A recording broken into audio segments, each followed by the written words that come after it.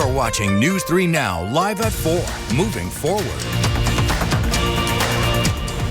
Hello, everybody. Good to have you with us on Live at 4 on this beautiful Tuesday afternoon. Can't beat it. It was a nice day to go for a walk. Very nice. We'll get an update on the weather with Alex in just a minute. But first at 4 this morning, the Dane County Board of Supervisors held a press conference about the new proposed county operating budget. And part of the proposal would lower the salary of all county employees by 1% and affect staffing for the Dane County Sheriff's Office. Our Jalen Banks sat down with Dane County Sheriff Calvin Barrett on what this could mean for his department, and he joins us now from the City County building. So Jalen, what did the sheriff share with you? Brady and Susan, Sheriff Barrett shares with me that he has little to no say in the finality of the operating budget for both the county and his department. Part of the new proposed operating budget would freeze 20 of the existing vacant positions within the Sheriff's Department for the 2026 calendar year. Sheriff Barrett says he had no say in this and that this decision would put the department in a bind. Yeah, well, first, the conversations in regards to the decision to move forward with freezing the 20 positions was very minimal. It was provided to me right before a board meeting over the phone, and really didn't have the time to process exactly what it was and what were the implications of it. At the end of the day, we were faced with two options. One was unsustainable, and the other one provided us with a short-term survivability, and that's where we're moving forward with. Now, tonight at 5, we'll hear more from Sheriff Barrett as well as hear from the County Board Supervisors from this morning's press conference. But for now, reporting live from downtown Madison, Jalen Banks, News 3 Now. Jalen, thank you. We'll see you at 5. Let's head over to the Weather Center today. What a beautiful fall afternoon. Why aren't we doing this outside, Alex? Yeah, how warm did we get today? We did crack 60 degrees. So it's 60.1 degrees officially at the airport in Madison. That's what our forecasted high was supposed to be 60, 61. So we got that on the money. And then now our attention turns to something totally different. The very latest on the potential for a little bit of snow as we head into the upcoming weekend. This would be Saturday night and early Sunday. Some minor accumulations are possible, mainly on grassy surfaces, but the track is always key. If it shifts to the south, it takes that light snow chance to the south with it. The First One weather team will be keeping an eye on this weather system, as it would be the first measurable snow that we've seen as we head here closer to the winter season. I know we're still in fall here, but in fall time, sometimes we can get a little bit of the white stuff. And right now, temperatures for tonight, get ready for this. Mid to upper 40s. Can you believe this? This is closer to our normal high temperatures for this time of year. As we move into tomorrow, mid 50s. Gusty winds. When I come back in a little bit, we'll take a peek at how strong those winds are going to be. But right now out there, the temperatures are still in the upper 50s to the lower 60s. 62, that's the warm spot right now, Prairie du Chien, and tie that in Boscoville. We're sitting at 59 here in Madison and planning the rest of the evening here in southern Wisconsin. Upper 50s to right around 60 degrees. Can't be beat, so get outside, enjoy it now, because unfortunately this weather is not going to last very long as we plan tomorrow. Starting off mild, it will be a mild day.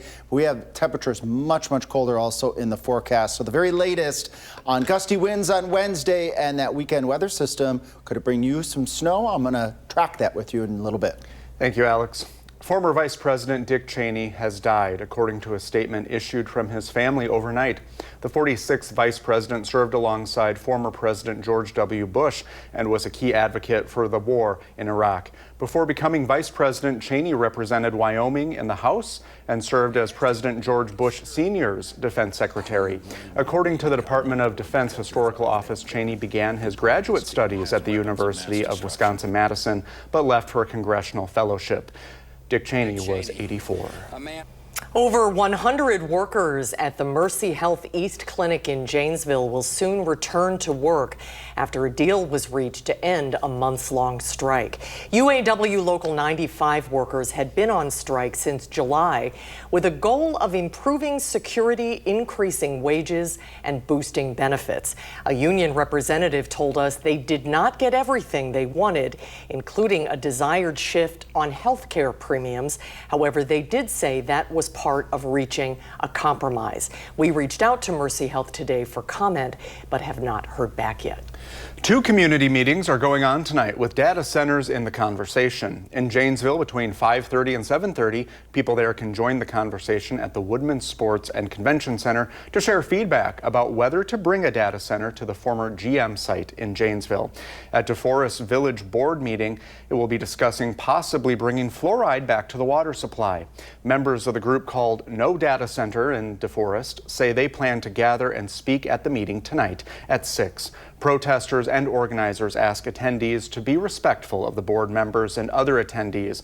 Tune in to News 3 Now at 10 or download our Channel 3000 News app for the latest updates on these meetings. The Department of Natural Resources is reminding hunters to check the new deer management unit maps this year and the updated regulations before heading out for the gun deer season this year. The DNR says changes to zone boundaries, especially in the northern and central forests, may impact where and how hunters can register their deer and acquire antlerless permits. DNR officials report that overall deer numbers are strong, with archery harvests ahead of last year and a record-setting youth firearms season in October. Hunters are also urged to think of their communities by taking advantage of the deer donation program, which can help stock local food pantries and manage the herds. Everyone should keep in mind tab K when they head out into the woods. T is treat every firearm as if it is loaded. A is always point the muzzle in a safe direction. B, be certain of your target, what's before it and what's beyond it. And K, keep your finger outside the trigger guard until safe to shoot. Following these 4 main rules of firearm safety will reduce most hunting incidents this fall. For health and safety, DNR specialists stress the importance of chronic wasting disease testing, which is free and available statewide. And they remind hunters to dispose of deer waste responsibly. Officials are also encouraging everyone in prominent hunting areas, hunters and non-hunters alike, to wear blaze orange for visibility. Next on Live at 4, we are bringing you more ways to help your community and their pets as food share benefits go unmet. And Stella's Bakery has now opened a new location in Madison. We'll take you to the ribbon cutting, and Josh Spreiter gives you an inside look at their new location. And Alex is back with First Warn forecast with some possible snow on the way as we are heading into an activity-heavy weekend. And then the Packers season has been shaken up by an ACL tear, but our senior Packers writer Jason Wilde tells us this might not be the end of the season for the Pack. We'll have that coming up. You're watching News 3 Now, live at 4, moving forward. A beloved Madison bakery, you know the one, Stella's, is opening a new location, bringing together generations of family, tradition, and community spirit. Owners say the new space will serve as a gathering spot for everyone, students, professionals, and families alike. Amazing to see our ideas that we discuss for years, and then here it is today, open and official and all coming together in a space where not only are we able to produce what people love, but also to see the community come out and get what they love from us. Stella's hopes to use its new patio for events and nonprofit organizing and has big plans to grow the bakery's wholesale business. The bakery is named after Jennifer's great-grandmother, Stella, whose entrepreneurial spirit continues to inspire the family business. And in the 608, Josh Spreiter got the assignment of the week this week. He got to go behind the scenes to see how they make Stella's hot and spicy cheese bread. How'd he get that one? Yeah. Well, Josh checked out Stella's before they opened up this morning. Keeping it cheesy since 1988, now Stella's has a brand new bakery location on Regent Street, and we're giving you a sneak peek inside. Joining us today in the 608 is Jenny Petrello. Jenny, good to see you. Thanks for having us in. Thank you for coming. So this is a great space. Congratulations. How are you feeling about everything? Great. A little bit overwhelming, of course. I'm sure it's new, but it's great. It's been a lot of fun putting this together and seeing everyone come out and supporting us. It's been a fun time. You know, you guys are in such a great location here on Regent Street, and look at this incredible space. You have so much room here for people to enjoy. Yes, we have some seating here, and we have our cafe here if you want to come on in. Yes, bring us on And back. You can. This is our little shop here with the little varieties, and we got it coming out. We got the minis and the cheese bread. They're rising right now. They're proofing to get ready to go put into the oven so they can get nice and warm and cheesy. In about half hour, they'll be coming out. And then here we go. We got some pastries here getting all ready. Putting the frostings on our Danishes that just came out of the oven. There's a lot that goes into being a bakery. How do you do it every day? Oh my gosh, yes. I couldn't do it without my team, and it's been wonderful. Some people have been working with us for more than 15 years, and they work really hard. As you see here, we are early in the morning. I think we got here at 4:30. And it just keeps on going. That's one thing special about bakery. Once you get that mix going, it just keeps on rising, and you can't stop it until it's all finished. And you guys are here for the community, and that's who comes out to support you every single day. What's it like to be able to be here and treat the Madison area? It's been great. The students are great. The families, the businesses on Regent Street have been very welcoming to us. It's been overwhelmingly just fantastic. Oh, that's so great to hear. So if people are interested, when and where can they check you out now? Sure, we're open 7 a.m. until 6 p.m., which is our new hours. And we're also open we're closed Mondays, we're open Tuesday through Sunday. Awesome, and Sundays, that's a new thing now. That is new. And we had a great crowd here show up on Sunday, hungry, early morning. And we had our back patio open on a nice weather day, and it was great. Oh, that's awesome. Well, congratulations again. And I mean, this is such a great place. You guys are going to have a great future here. I can see it. Thank you. And if you'd like to learn more about Stella's Bakery, now on Regent Street, just go to the story up on channel3000.com. Our friends at Madison Magazine also did a special feature, and I linked that to this web story too. In Madison, I'm Josh Breiter, News 3 Now. I can smell that bread from here. Aromatherapy. I need Jennifer to teach me how to slice it so that you get the right dispensation of the cheese. Those are some skills we need. Maybe get some bread for this weekend, Alex. I would agree. My stomach is growling right now. I'm sorry, everybody on the other side of the camera, if you could hear during this weathercast here. And as we head into the weekend, something warm will be probably a nice treat because we have cold temperatures on the way, and the very latest here on the potential for a little bit of light snow as we head into Saturday night and early Sunday. Minor accumulations are expected. I want to emphasize minor, and the track is absolutely key. It could shift a little bit to the south, and that would take that light snow chance further to the south in northern Illinois. But this is the very latest projection with one of our weather models that have been very consistent with this weather system. As we head towards 2 o'clock Saturday afternoon, you see a little bit of pink in southwest Wisconsin. That is a mix of some raindrops and some snowflakes. We have the Badger game, so right around 4 o'clock, just to the west before kickoff, and then we have a mix of rain, and we could have some snow as we take note here. Plenty of blue from the Dells, Madison areas towards the south. But again, this could meander. This could shift north and south a little bit over the course of the next couple days, so be tuning in every opportunity. First One weather app, channel3000.com as well for the very latest track in this weather system. But it's out of here by the time we get into Sunday morning, but replaced with gusty winds out of the northwest, maybe a couple of flurries left over. So a unpleasant weekend if you're going to be out and about, both for the Badger game. It's going to be breezy. We have those raindrops, maybe some snowflakes, but I think the snowflakes are going to hold off a little bit later into the evening. But that Sunday morning Madison Marathon, even if the snow's out of here, even if we don't get any light snow showers, it's going to be breezy, chilly, starting off at 28 degrees, middle of the race here, 31 degrees, and towards the end, 34. That's all we're going to do. So you're going to want to dress for the cool weather.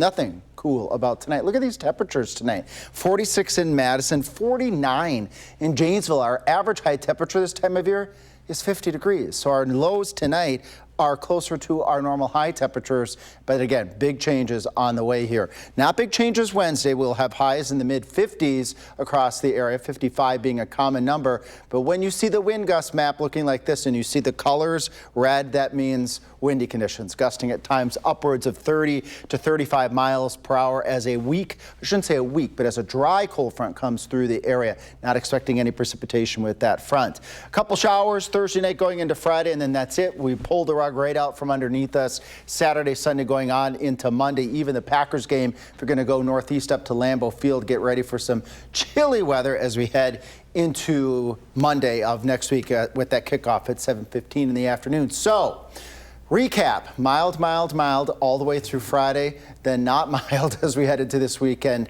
with a wintry mix possible. We'll be keeping a very close eye on that weather system and a slow climb out of the chilly stuff as we head out later in the 10-day forecast. I'm good with mild. Thanks, Alex. Sure.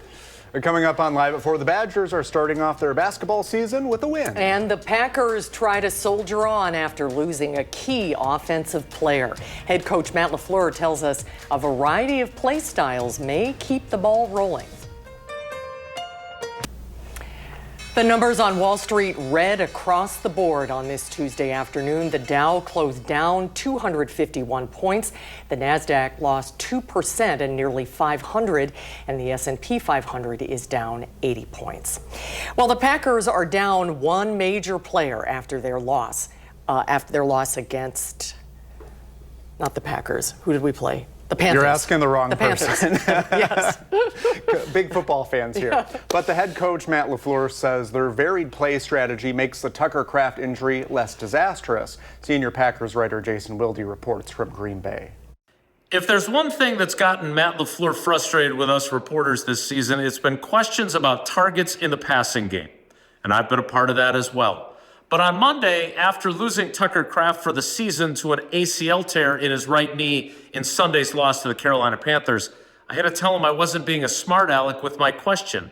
And that question was this: the fact that the Packers have spread the ball around offensively in their passing game and not gone solely to Tucker Kraft despite his production, could that help them weather the storm, even though they'd much rather have a healthy Tucker Kraft at their disposal? And once Matt understood the question, he agreed with the premise. Yeah, absolutely. I mean, that's the beauty of having multiple guys that you feel confident in, and you just got to pivot. And that's part of this game is you have to adapt sometimes to the circumstances that are presented to you, and especially when it comes to personnel. We'll see how the Packers wide receivers and their tight ends, Luke Musgrave and John Fitzpatrick, pick up the slack for the loss of Tucker Kraft, but they don't have much time to get ready. They've got the defending Super Bowl champion Philadelphia Eagles coming in here to Lambeau Field on Monday night. We'll have full coverage of everything Packers leading into the game and of the game itself on our website, channel3000.com. And while you're there, make sure you sign up for our Packers newsletter, which delivers our coverage directly to your inbox every single day. In Green Bay at Lambeau Field, Jason Wilde, channel3000.com. All right, Jason, thank you. Number 24, Wisconsin opened its men's basketball season last night. The Badgers cruised past Campbell 96-64 at the Kohl Center. John Blackwell led the Badgers with 31 points, which is just one shy of his career high. Nick Boyd added 21, and Nolan Winter notched a double-double with 17 points and 12 rebounds. The Badgers closed the game on a 29-2 run. After Campbell went cold from the field, the Badgers host Northern Illinois on Friday. Campbell, by the way, visits West Virginia next. Coming up on Live at 4, food pantries in our area are feeling the weight of unmet food share benefits, what they need in order to keep everyone fed. Then Wisconsin's top education official is announcing new initiatives to strengthen student safety and transparency in the state schools. You're watching News 3 Now, Live at 4. Welcome back, everyone. State Superintendent Jill Underly announced a new database today to track revoked or surrendered educator licenses. This comes amid criticism of her department's handling of sexual misconduct claims in public schools. Underly spoke in front of the Senate Committee on Education today to address the findings of a Cap Times investigation. The article found 200 cases of sexual misconduct or grooming by educators from 2018 to 2023 and claims the department had limited resources to investigate these incidents. Underly defended her department, saying it follows state statutes. However, she noted the inability to subpoena as a restriction in its investigative process. We rely on voluntary cooperation of witnesses, district officials, and others to gather critical information. So even limited authority would allow us to gather evidence more efficiently and act faster to protect kids. To be honest, the response from DPI as of the story breaking has been disturbing to me. At a news conference today, Underly also mentioned other steps she's hoping to take, including closing a private school loophole, establishing statewide standards, modernizing licensing, and strengthening laws. Well, let's get an update on the forecast now. Take a look outside today. It was sunny and warm, 60 degrees. Ooh. Beautiful day to sit by the water and watch the birds. The weather words for today, mild weather. For now, some changes are on the way, and that's what we expect this time of the year, right, Alex? Yeah, for sure. In the fall time, we can have those wild swings from the 60s today to 30s. Our temperatures as we head into Sunday going into Monday are going to be closer to our normal low temperatures for this time of year. So quick swing, the rug gets pulled out from under us, as I've been saying over the course of the past few minutes here in this newscast before we slowly climb back up to something resembling normal later in the 10-day period. But tonight, look at the lows tonight. 46 in Baraboo, 45 in Lone Rock, 47 in Prairie du Chien, 49 in Janesville. Our normal high temperature this time of year, 51 degrees. So our lows tonight are going to be just as warm as what we would expect for high temperatures. Tomorrow is still going to be mild. We're going to have highs in the mid-50s, gusty winds as a dry frontal system moves through. A cold front's going to move through, but it's going to be windy with the cold front and no precipitation expected with this front.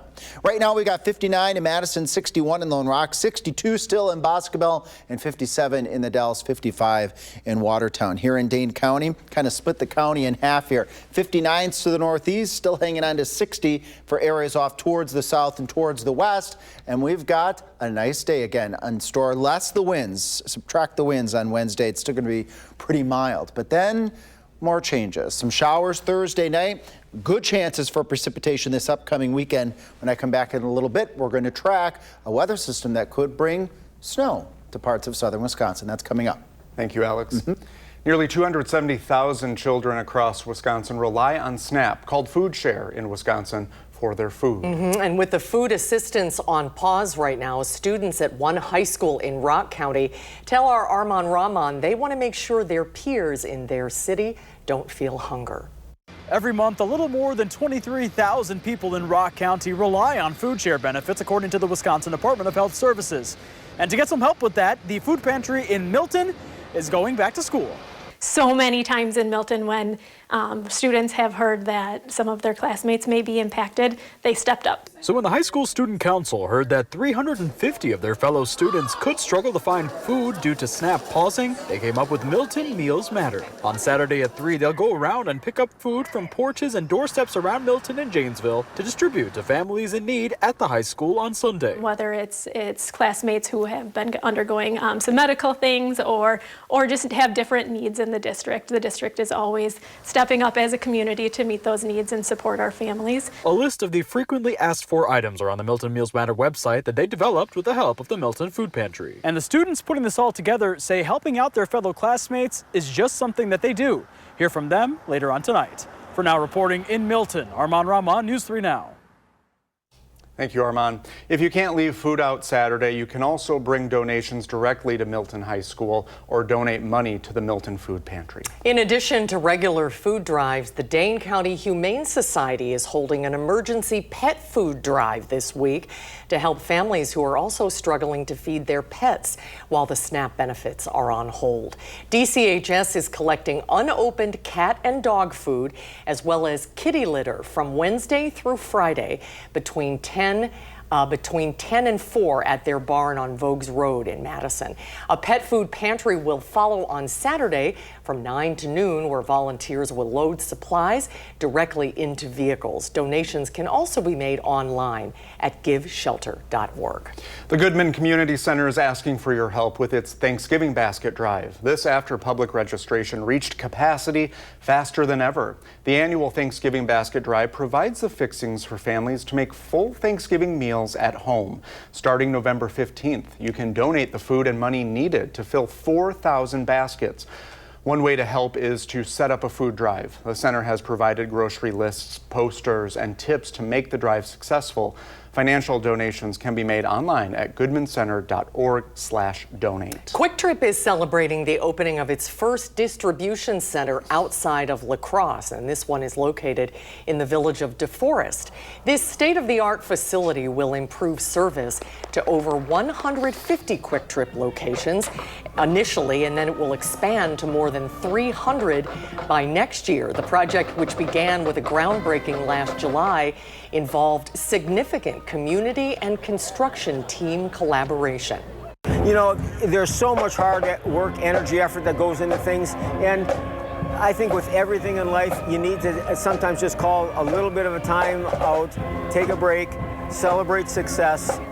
We don't do that enough in life, probably, and so this is a good reason, good opportunity to do that. Company leadership says the new center will make operations more cost-effective and will help future expansion in the Midwest, potentially to the greater Twin Cities area and Des Moines, Iowa. Next on Live at 4, even though there are none happening in Wisconsin, several other major elections are happening around the nation as the first test of President Trump's second term. We'll take a look at races tonight in New York, California, New Jersey, and Virginia as millions of voters head to the polls. Then the weather is staying nice today, but things could be changing through the week. Alex has more in the First Warn forecast. And a supermoon is in our midst. What exactly it is and how you can see it in the next 24 hours. Live at 4.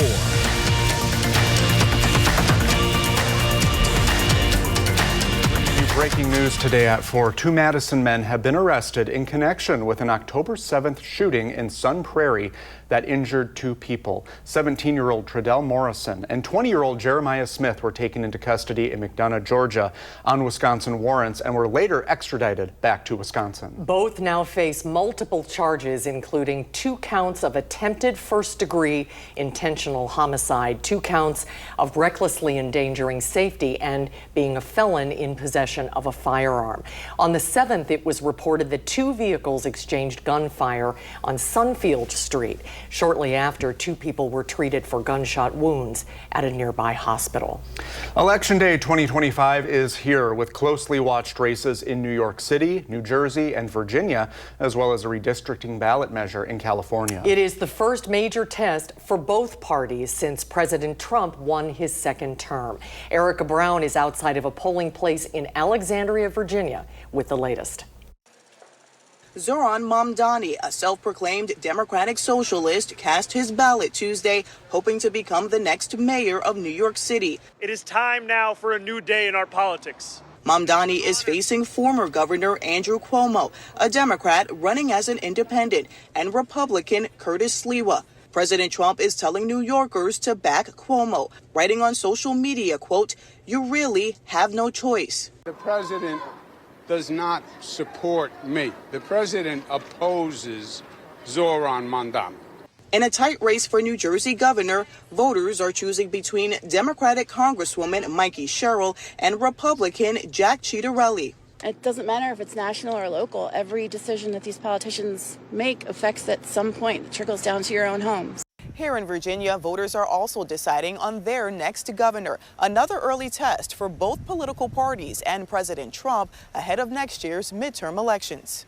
There's so many things at stake. Former Democratic Congresswoman Abigail Spanberger is facing off against Republican Lieutenant Governor Winsome Earl Sears in Virginia's governor's race, with the government layoffs top of mind for some voters. Especially as we head into the holiday season with people who are still out of work.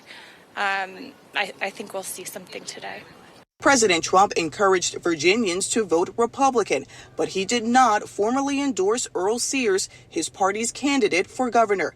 Erica Brown, CBS News, Alexandria, Virginia. Voters in California are considering a redistricting proposal that could possibly give Democrats as many as 5 additional seats in Congress. The move was in response to Texas lawmakers redrawing their congressional maps in order to boost Republicans' chances of holding on to the House of Representatives in next year's midterm elections. Still to come today on Live at 4, we'll have another look at the First Warn forecast. And Dr. Jeff Potoff is in the studio to talk about the effects of marijuana on children and how the measles outbreak is expanding. Spin today. This is Rehoboth Beach, Delaware. Nice beach town, and a little chilly to be on the beach today, 60 and mostly sunny. Yesterday, the residents who live there suspected that a tornado went through the city. However, their local meteorologist said it was likely a gust-nado.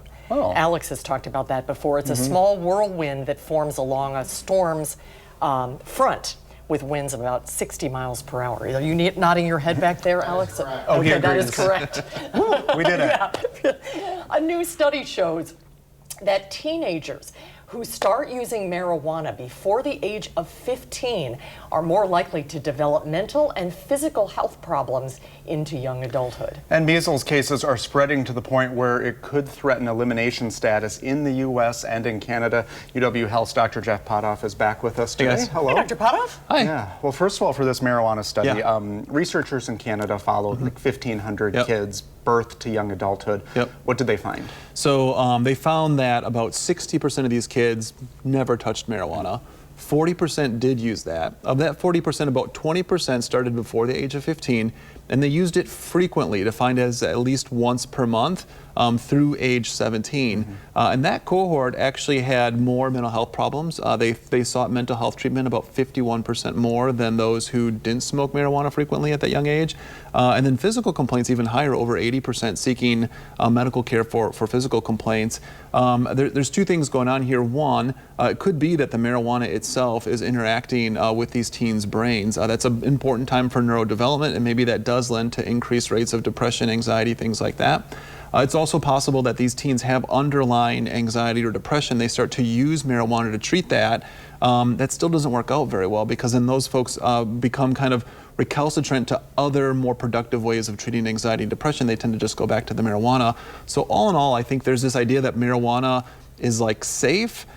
I don't think we completely say that, especially if you're using it regularly and you're in this younger age group. You alluded to this just a moment ago, but what is it about the adolescent brain, that time of your life, that your brain development is so critical? Yeah, you know, there's still some plasticity in the brain, so it's still kind of figuring things out. It's developing, and things we do that alter that development can then go on to have lifelong kind of consequences. And typically, brain development keeps going until probably 22, 25 years old.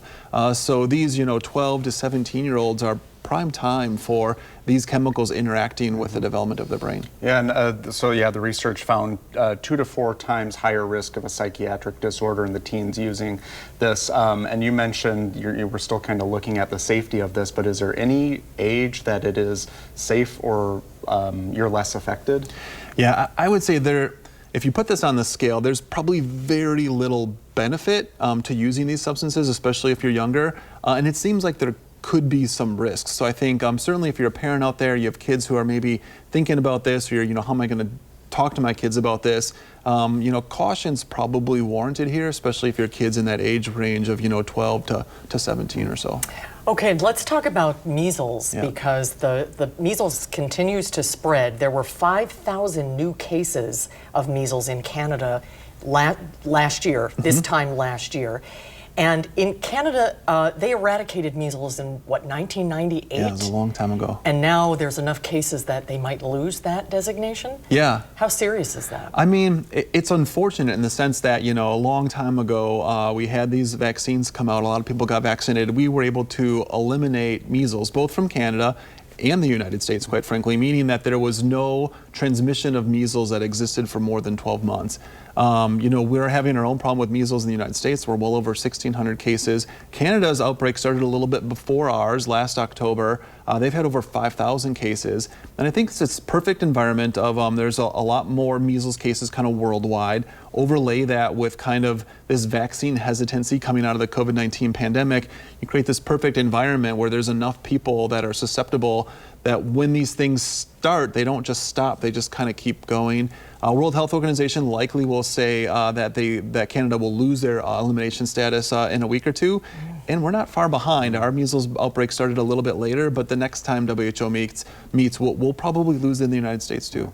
Very quickly, how are we doing right now in Wisconsin? Yeah, right now we haven't had a couple cases in Wisconsin for a while. We had those cases up in Oconto County. There was concern around a truck stop maybe about a month ago.